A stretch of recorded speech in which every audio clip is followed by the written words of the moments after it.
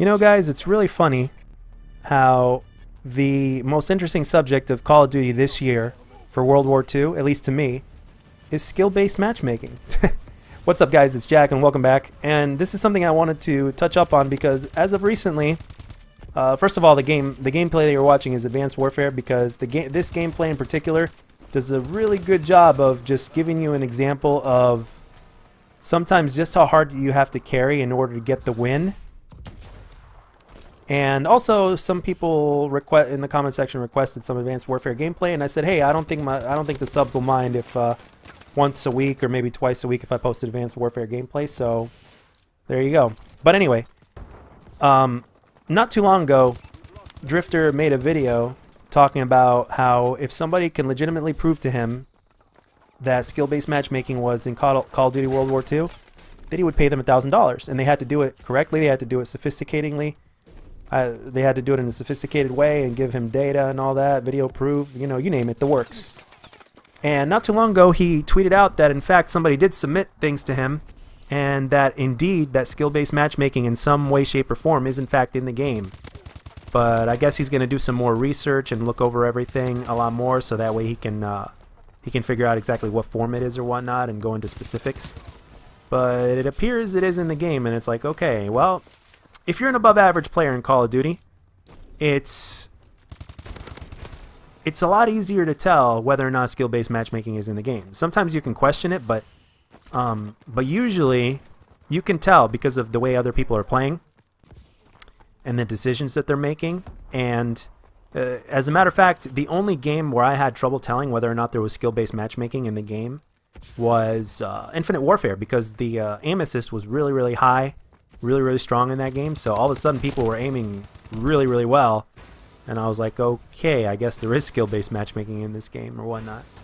But I was wrong, thankfully. At least I hope I was wrong.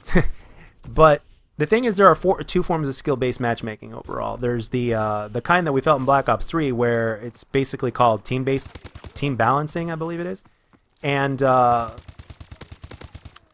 basically what that does is, if there are, let's say, two players in the lobby that are really good, after 1 or 2 games or so, if they're not partied up together, they will not be on the same team ever again. As long as they both stay in the lobby, they will not be on the same team ever again. And on top of that, it also gives the best player in the lobby, if there's one good player, it gives the best player in the lobby the worst teammates. And there are a lot of people in the community that hate this because their win-loss ratio suffers. Now, in my opinion, I think it's much better to care about your win-loss than it is your KD. I tip my hat to anybody who cares about winning over their KD. And then there's also the traditional, or not the traditional, there's also the good old skill-based matchmaking, which was said to be in this game here when it was released. And I guess to some degree there was. And I guess once you hit a certain KD ratio, according to what I've seen in a video that Drifter made back when this game was out, in its full cycle, is I guess once you reach a certain KD, that skill-based matchmaking wasn't as much of a thing. So I guess they tried to find the medium. But the thing about skill-based matchmaking also that's really bad is, not only does it not belong in public matches, I mean, I think that's I think everybody can universally agree on that. I mean, if you're playing competitive, then yes, skill-based matchmaking is something that absolutely needs to be in ranked play or league play or whatever you want to call it.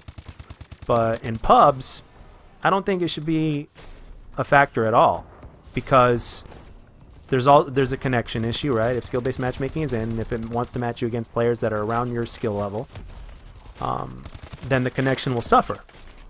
Because most people that play this game have an average of anywhere from a 1.8 to a 1.9 KD. And that's a historic fact, actually, too. So, and the thing is that it also goes to, it basically, when you put skill-based matchmaking in a game, it also, I feel, that it also kind of, it takes away from the Call of Duty tradition. And this is what I mean. There are people out there that are not very good at the game, but they want to be good at the game, right? They wanna grind the game. They want to learn how to play it right and how to get better, and they want to have that opportunity to go into a lobby and to, a majority of the time, make first place and to put up good numbers and stomp lobbies, right? And when you put skill-based matchmaking in a game, it's always going to adapt for them to, as they get better, and it'll always seem like that they haven't progressed. You know what I mean? It's like oh, how do I put this? I mean, it's basically like playing game battles all the time. And the thing is, like, for a person that plays pubs, there are times where we do want to go sweaty. That's great. And believe it or not, if you do go sweaty for a while against noobs, if you do it for long enough without barely any breaks, it does get boring. And sometimes you're like, you know what? Hey, let me test my skills. I really would like to try to see in a competitive match how well I would do. So So in a sense, in terms of pubs, a player, it's going to be a lot harder for them to feel their progress and to get that satisfaction of dominating lobbies. And dominating lobbies is a Call of Duty tradition. If you worked to get better at the game, you should be rewarded, and that reward is in the form of your score, in the form of your stats that'll improve, and that is your reward. And when you put skill-based matchmaking in there, you're not really gonna feel that reward. So it's one of those things to where I don't fully understand why you would put something like that in a game, especially if it always was in a game. Like, why would you increase that?